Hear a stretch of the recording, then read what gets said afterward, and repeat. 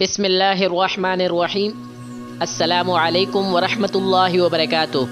حضرت ابن عمر رضی اللہ تعالیٰ عنہما سے روایت کرتے ہیں کہ رسول اللہ صلی اللہ علیہ وآلہ وسلم نے فرمایا، مجھے اللہ کی طرف سے حکم دیا گیا ہے کہ لوگوں سے جنگ کرو اس وقت تک کہ وہ اس بات کا اقرار کر لیں کہ اللہ کے سوا کوئی معبود نہیں، اور یہ کہ محمد صلی اللہ علیہ وآلہ وسلم اللہ کے سچے رسول ہیں، اور نماز ادا کریں اور زکوٰۃ دیں۔ جس وقت وہ یہ کرنے لگیں گے تو مجھ سے اپنی جان و مال کو محفوظ کر لیں گے، سوائے اسلام کے حق کے۔ رہا ان کے دل کا حال تو ان کا حساب اللہ کے ذمہ ہے۔ حضرت ابو ہریرہ رضی اللہ تعالیٰ عنہ نے بیان کیا کہ رسول اللہ صلی اللہ علیہ وآلہ وسلم سے دریافت کیا گیا کہ کون سا عمل سب سے افضل ہے؟ فرمایا، اللہ اور اس کے رسول پر ایمان لانا۔ کہا گیا، اس کے بعد کون سا؟ آپ نے فرمایا کہ اللہ کی راہ میں جہاد کرنا۔ کہا گیا، پھر کیا ہے؟ آپ نے فرمایا، حج مبرور۔ حج مبرور وہ ہوتا ہے جس میں گناہ کی آمیزش نہ ہو اور آدمی کی زندگی میں نیکی کی خوشگوار تبدیلی آئے۔ یہ بھی ثابت ہوا ایمان عمل کا تقاضا کرتا ہے۔ حضرت سعد رضی اللہ تعالیٰ عنہ نے بیان فرمایا کہ رسول کریم صلی اللہ علیہ وآلہ وسلم نے جب چند لوگوں کو کچھ عطیہ دیا اور سعد وہاں موجود تھے، وہ کہتے ہیں کہ رسول اللہ صلی اللہ علیہ وآلہ وسلم نے ان میں سے ایک شخص کو کچھ نہ دیا، حالانکہ وہ ان میں مجھے سب سے زیادہ پسند تھا۔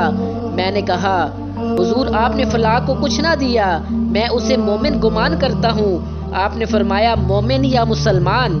میں تھوڑی دیر تک چپ رہ کر پھر پہلی بات دہرانے لگا۔ حضور صلی اللہ علیہ وآلہ وسلم نے بھی دوبارہ وہی جواب دیا۔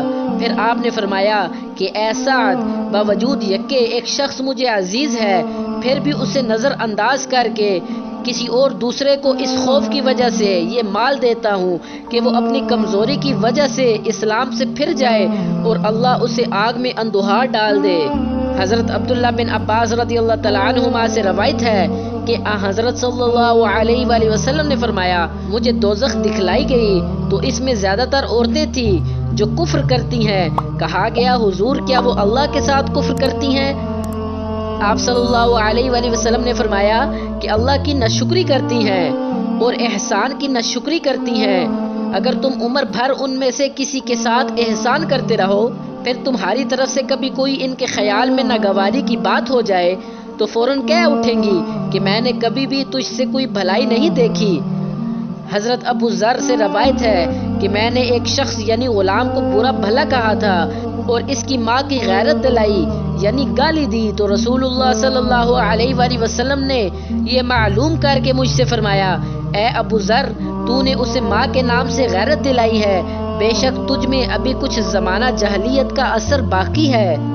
یاد رکھو، متحد لوگ تمہارے بھائی ہیں، اللہ نے اپنی کسی مصلحت کی بنا پر انہیں تمہارے قبضے میں دے رکھا ہے، تو جس کے متحد اس کا کوئی بھائی ہو تو اس کو بھی وہی کھلائے جو آپ کھاتا ہے، اور وہ کپڑا اسے پہنائے جو آپ پہنتا ہے، اور ان کو اتنے کام کی تکلیف نہ دو کہ ان کے لیے مشکل ہو جائے، اور اگر کوئی سخت کام ڈالو تو خود بھی ان کی مدد کرو۔